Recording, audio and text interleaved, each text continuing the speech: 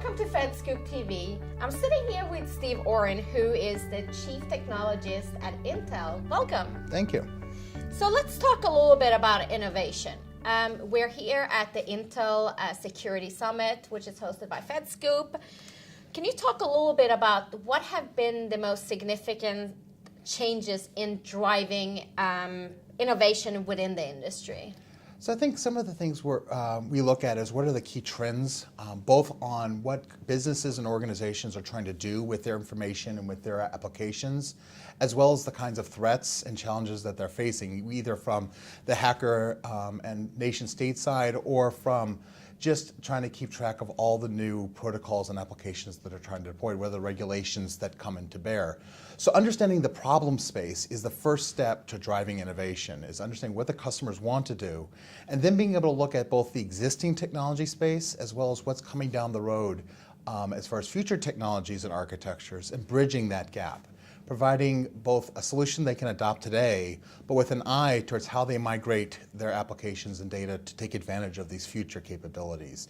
And so leveraging both the today and the tomorrow is one of the ways we help organizations continuously innovate, because you can't just innovate once and be done. It's a constant process. Mm-hmm. And if you look at Intel's customers, what are some of the challenges they had to overcome in creating a more innovative space? So I think some of the key challenges, and I'll pick on a couple examples, there's a strong drive to the cloud today that many organizations are looking to how do they adopt it from a cost savings perspective, from a rapid innovation perspective, and at the same time maintain or enable the security and protection of those assets that they want to move to the cloud. Most of the studies that you see have security as either the number one or in the top three concerns that organizations feel when adopting cloud. At the same time, there's a variety of offerings, whether you're going to a public cloud, a hybrid cloud, or going to host your own private cloud style environment, of what type of security capabilities you can bring to bear.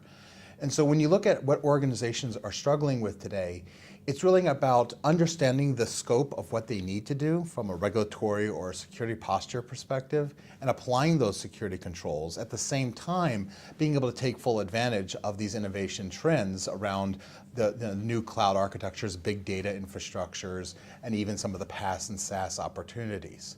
If you flip to the other side, looking at where the client devices are moving towards more of a mobile environment, there's the trend that everyone's been talking about for years around bring your own device, or as a buddy of mine in the federal space calls bring your own disaster.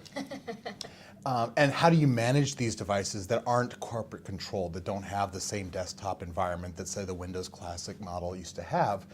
And while BYOD was the buzzword trend, really what it comes down to is it's not even really about bring your own. It's about the changing landscape to this new device on this new kind of infrastructure. So even if it's a corporate purchase or a user purchase device, how do you manage an Android or an iPhone or a Windows smartphone in the same way that you would manage your classic devices? And really what it's come to is you can't manage it the same way you did the old. You have to adopt new technologies and new strategies and processes for managing these kind of devices that don't run or work like a classic model where there's a gold image. The applications aren't coming from one or two vendors. They could be coming from a variety of vendors, many of which are unknown. And so the challenge is being able to manage those devices properly and leverage the inherent features in those platforms to do root of trust security, to be able to do device and application control, to be able to manage what that device can access depending on where it is. And I think this is one of the key things that we at Intel have been driving innovations around, how to better manage those devices and how to be able to apply security controls and policies to those devices, whether they're being used in the corporate or organization and externally as well. Mm-hmm.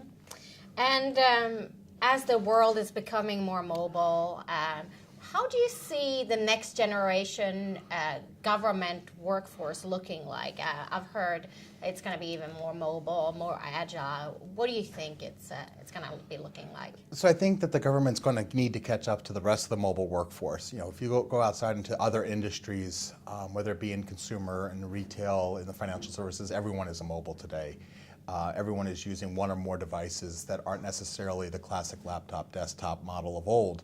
The government's going there. They're taking a more measured approach, obviously, because of the security challenges that are in place. But I think the future mobile workforce is going to be fully embracing a mobile strategy.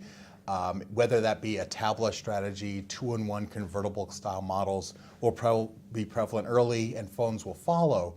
The key will be is that you will find unique security controls or more government-focused security controls in those kind of systems. And so where it be things like the strong authentication requirements that you don't typically find people with smart cards and tokens using those for generic authentication on tablets in the enterprise space or in the consumer space. We'll see those first adopted, for instance, in the government space. And I think this is a case where the government will help lead the industry. They're going to figure out with the industry and vendors like ourselves how to do proper strong authentication, how to do proper location-based services, policy controls based on premise, and situational awareness. We're going to figure these out for the government customers, and then that will start to filter out to the larger enterprises, to financial services, to healthcare, as they start to want to adopt those same technologies for their own security requirements and manageability requirements within those corporations. So I think this is an opportunity actually where even the government's a little slower to adopt the technology, they're going to be driving the security and privacy and regulatory controls for those systems that then will help really raise the whole industry. Mm-hmm. Steve, it's been a pleasure having you at FedScoopTV. We really appreciate it. My pleasure. Thank you very much. I'm Camille Tutti for FedScoopTV. Thank you for watching.